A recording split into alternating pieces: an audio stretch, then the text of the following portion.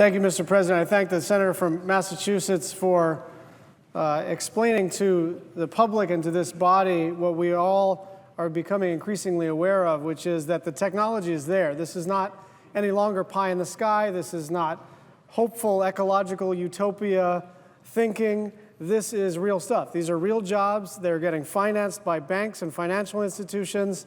This is already upon us. And I'd like to tell the story of Hawaii's clean energy transformation. Of course, a clean energy revolution is taking place across the country, but it's especially true in Hawaii. For decades, since the demise of the sugar plantation, Hawaii relied on imports of fossil fuel for our energy needs. As recently as 2010, we derived nearly 90% of our electrons from burning oil. In just 4 years, we've driven this number down to around 80%. And we're on our way to a 100% clean energy target, a 100% clean energy target. Hawaii's reliance on imported fuels isn't just bad for the climate, it's also bad economics. We have the highest electricity rates in the country, 3 times higher than the national average. And so for the privilege of burning LSFO, low sulfur fuel oil, we're paying higher prices than anywhere in the nation. And so something had to give. To bolster our own energy security and our economic prospects, we made the decision to transition away from fossil fuels to solar, wind, and geothermal.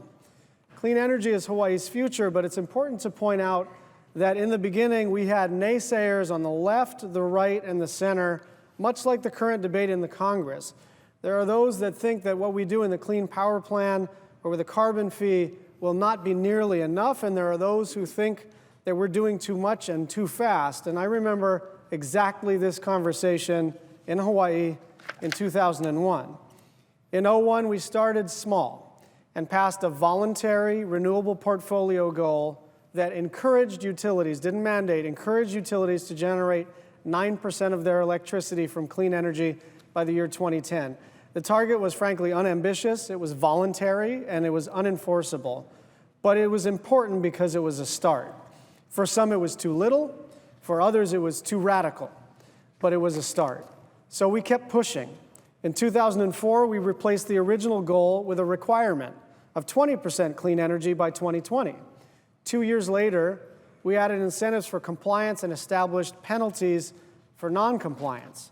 In 2008, Hawaii partnered with the US DOE to identify the technical, regulatory, and financial barriers preventing the state from reaching its clean energy potential. This partnership, the Hawaii Clean Energy Initiative, was crucial to helping Hawaii realize that a 100% clean energy goal was actually realistic. A year after starting this partnership, the state increased its clean energy standard to 40% by 2030 and establishing an energy efficiency standard of 30%, enshrining into law the requirement to reduce emissions from the power sector by 70% by the year 2030. And I want to give context here. People thought this was totally unrealistic and that we would, even at the first 2 or 3 year increment, already miss our goals. But what happened was the opposite. We started exceeding our interim targets, and then we ratcheted up our goals. And progress towards these goals demonstrated that an even more ambitious, audacious goal of 100% clean energy was a real possibility. And so this year, Governor Ige in Hawaii signed a law requiring utilities to generate all of their electricity from renewable sources by 2045. We are currently meeting or exceeding our interim targets, thanks in large part to big increases in wind power and in distributed generation, especially solar rooftops. It's important to say that progress towards our clean energy goals hasn't impeded economic growth. Hawaii's unemployment rate is among the lowest in the nation and 1.5% below the national average. Strengthening this law required consistent efforts by advocacy groups, businesses, and government agencies to bring about the change. It also showed the importance of taking those first steps down the road to a low-carbon economy. Whether they seem too small to make a difference or too large to be possible, you have to start. Once you do, ambitious goals are more within reach than they may have originally seemed. Now, Hawaii is blessed in a number of ways, including with ample sunlight, steady winds, and volcanic energy. But Hawaii is not unique in its ability to generate substantial quantities of electricity from clean, renewable resources. The National Renewable Energy Lab analyzed clean energy potential across the country and found that, quote, renewable electricity generation from technologies that are commercially available today is more than adequate to supply 80% of the total U.S. electricity generation by the year 2050. And that's with technologies available today. As these technologies improve and the cost of clean energy continues to fall, wind and solar power will be increasingly competitive with electricity generated from fossil fuels in states across the country. As my home state of Hawaii illustrates, we just have to start. And this is a lesson that we must take to the international context as well. As the world meets in Paris later this year, I urge representatives from all countries to think of Hawaii's experience moving towards a zero-carbon energy system.